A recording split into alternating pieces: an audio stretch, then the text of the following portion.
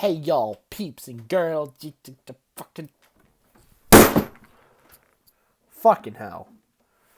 Anyways, this is not gonna be a rant video, believe it or not, by the intro. This is gonna be my thoughts on video, as you can probably tell in the description. Remember, I did a video a while back talking about, hey, I want to start doing this series where I don't just rant, but actually like give good opinions and critical opinions about it.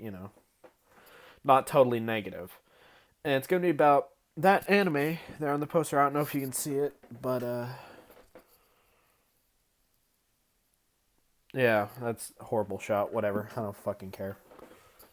It's an anime from 2006 called Pumpkin Scissors. Well, I think it's actually a little bit before. That's when the anime aired. The manga started happening in like 2004, 2005. I'm pretty sure. I'm gonna talk about the manga a little bit as well, and how it kind of ties into the anime more than I thought it would. But yeah, it. The English dub, I'm pretty sure, came out in 2006 in America. October, I think. Ironically, scissors, jack o' lanterns. It has no correlation with like Halloween or anything. I'll explain the whole name behind pumpkin scissors. And basically, the whole premise of the show is like this girl, this lady named Alice Malvin. She's part of this thing called the 13 Nobles or whatever. This kind of takes place like in the.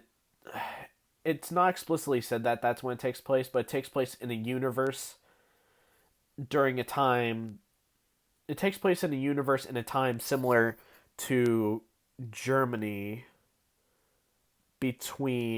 or a country near Germany that was affected by Germany between World War One and World War Two.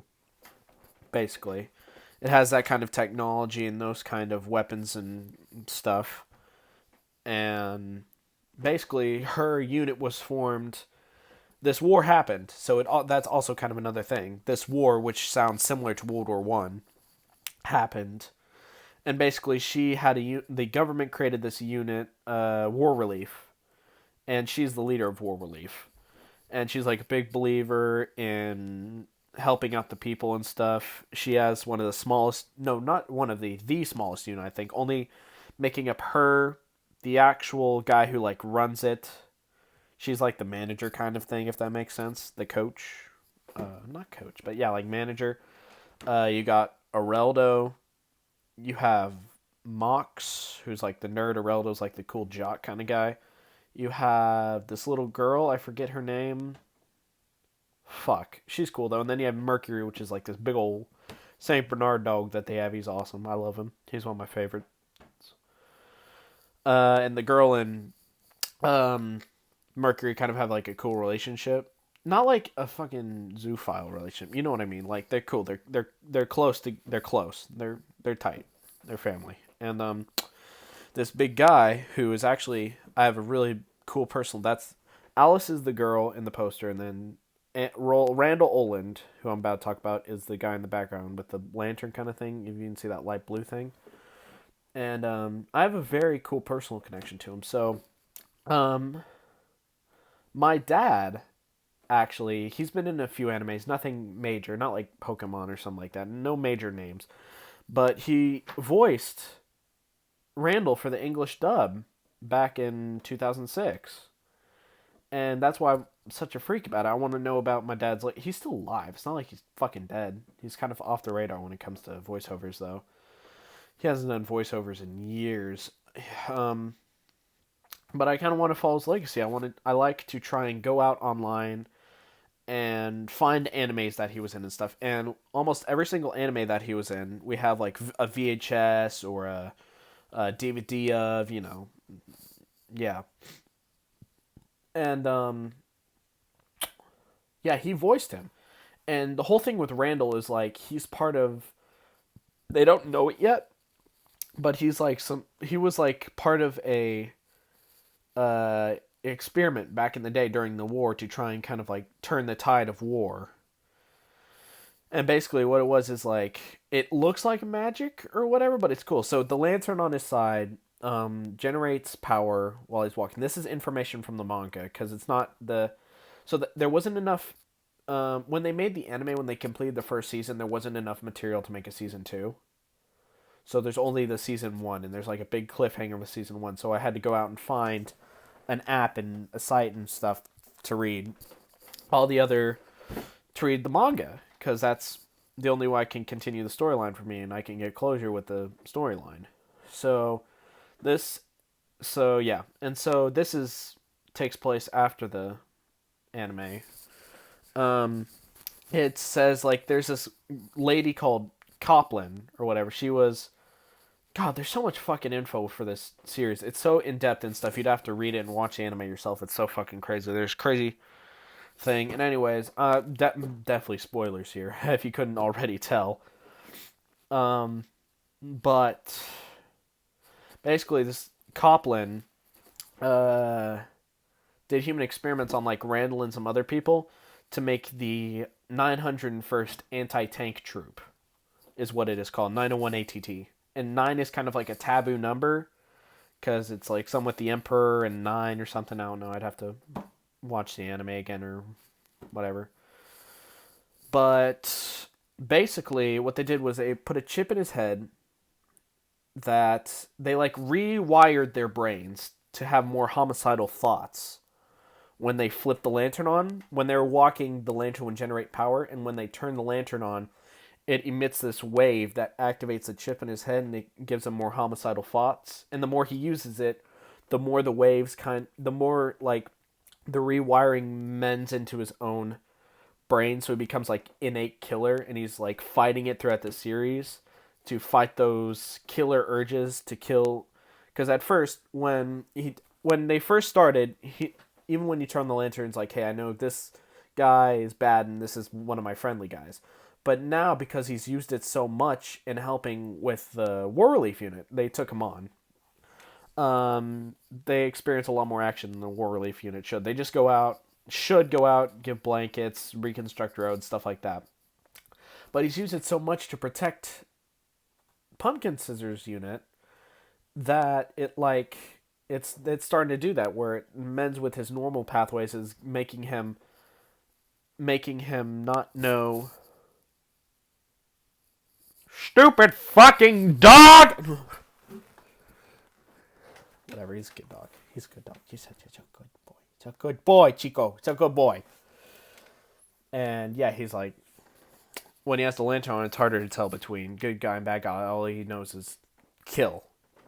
So he's fighting that throughout the series, and then there's also like an obvious relationship building up between Randall and Alice, because they're the two main characters. And it's cool, I like it. And there's one part I love so much about Randall that I'm trying to find someone who is worthy of the task. So if you're not aware, this is real life. We're going to talk about real life for a second. There's this handgun called the Thunder 50 BMG handgun. And if you don't know what a 50 BMG round is, go look it up. It's a humongous round. It's like longer than my fucking middle finger. Like, way longer. It's really long. It's like 5 inches or something. And basically, in the show, if you remember, Anti-Tank Troop. So basically, in real life, there's the Thunder BMG, and it's like super, like, blocky. Looks like a fucking bigger version of a blaster rifle from Star Wars. It doesn't look good. It does not. Yeah, I don't like it. It doesn't look good in my own opinion. I don't like it. It doesn't look good. But in the show, he has a handgun that's like a lot more slick design. It uses basically the German equivalent of a 50 BMG. They say 13 millimeter in the show, but I did research. There's no just plain out 13 millimeter. The closest I could find was something called a 13.2 TUF round that the Germans made for anti-tank purposes, which I love. I love that this is like drawing on real history and real stuff, besides the whole rewiring brains and stuff. There's a lot of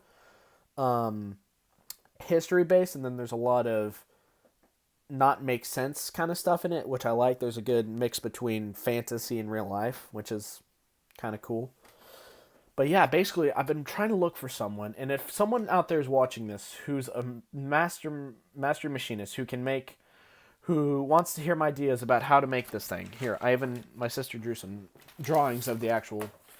It's called the door knocker because he's basically getting up on top of It only works at point blank range, so he literally has to be on top of the tank for it to work. He has to be on top of the tank, pointing down, and shoot whatever he's pointing at. Basically, that's kind of what it looks like, if you can see that.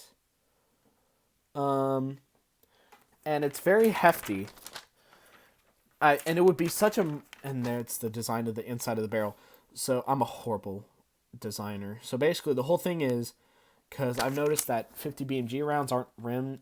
They don't have as big of a rim as a shotgun shell or something like that, if you know what I mean.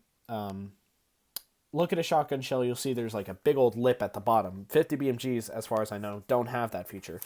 So what I want to do is make it so it kind of funnels in to hold the bullet, because it still funnels in, of course, to hold the bullet. You know what a normal bullet round, I would hope, looks like. So it kind of funnels in to hold it. So I kind of like that design. And if there's anybody out there who's watching this who's willing to take on the task, I don't have much money. I like $200 on me right now. I'll probably get more soon, but all I have is $200. I can try and we can talk and see if we can make payment plans or whatever. But if there's someone out there who is willing to recreate the door knocker from Pumpkin Scissors, a gun that is able to punch through World War I era tank steel, comment down below. Comment down below. I'll just say, hey, this is my Instagram, this is my Snapchat, this is my Discord, something. I'll give you something so we can talk. Absolutely no one's going to fucking see this because I'm a tiny little channel, but if there is on the very, 1 in 122% chance, 1 in 22 chance of someone out there, comment down below. Please. I've been working so hard. I've sat in my bed night after night thinking of how I want the design to be. And there's 3D models online. Like, there's this one guy who made a Nexus mod for Fallout. I could probably find that, download the files, we could look at the 3D model, work something out. I have dimension ideas. Yeah. Comment down below. And so, yeah, that's my dad's character. And, that's pretty much it. I don't want to spoil too much, and also there's just so much to fucking talk about. But what I do want to kind of talk about is how I feel about it, what I think of it. Well, and that's how I feel like if the anime had continued, I don't feel like it would have gotten very far with some of the audience that it attracted. It would have definitely become a more adult adult-oriented anime, which my dad voiced in a lot of, animes that had curse words or blood here and there, not child animes. But I say that because in the manga right now, there's, this organization going on, the secret militia called Anti-Ares, that was formed to try and take back their lands that was taken by the Empire, which is the thing that got... So there was a war between the Republic and the Empire. War Relief is part of the Empire, and there's so much fucking going on. You'd have to read it. But yeah, Anti-Ares, and they've, been in secret in the sewers or something for fucking ever, making better tank designs and stuff. And basically, they come up from the sewers and they just start fucking massacring everyone. They have 4-wheeled tanks with shotguns equipped on the side, and they're just going down the streets, mowing down, murdering fucking everybody in the streets. Citizens, soldiers, policemen, everybody. They don't care. Children, women, men, everybody. They even invaded nursing stations for the wounded. It shows how scummy they are. All they want is victory. They don't care about sympathy for others. And that's why I think it gets very gruesome. So I don't think it would have gotten very far as an anime, because it's just so gruesome that I think it can only be really conveyed in a non wrong sense through manga. I mean, if it had continued, I would have still watched it. I might have been freaked out a little. Whatever, I'll recover. I've seen fucked up shit. But yeah, it's kind of weird, and it gets so like philosophical and technical too. It gets into like government and stuff. I mean, here and there's like representations in case you're lost, like simplifications, which I like because Ryotaro Inawaga or something like that. He's cool. I like him. Um, Makes little representations if you don't understand what's going on, and so that's cool. That's a plus. It's like very rare though, so you have to really kind of try hard to keep up with some of the stuff. But they go into like government and stuff and very technical terms and kind of like it's very philosophical in some places. Very philosophical. And I kind of like it cuz I'm not a very philosophical guy, but I can understand some philosophy. I can pick up on what a philosophy is trying to produce if I read one. And I like that. It pertains to it pertains to some intelligent people. I'm not saying I'm that intelligent. Special intelligent. What? No, I'm not gonna flaunt that around. I'm pretty socially retarded. Um, but yeah, it's okay. Some of the animation is a little. It's not too generic. The art style is very nice. I like the art style. It's very cool. The voicing for the characters I think was perfect. Um, Alice maybe a little bit different, but I think it was very good. Some of the villains they come across as very. I feel like voiceover was well done. Ereldo and Mox, I think the voiceover was very well done for them. It very well captured their nerd and jock personalities that they were trying to portray with them. And it was just, I think it's just a very good series overall. I mean, definitely could improve in some areas. I just can't think of many right now. But thing I do wish they had done was merchandise, better merchandise advertisement, because I've only seen pictures here and there, like very few, like one or two pictures of this model that they sold of the door knocker, and I've been trying to find ways to get my hands on it.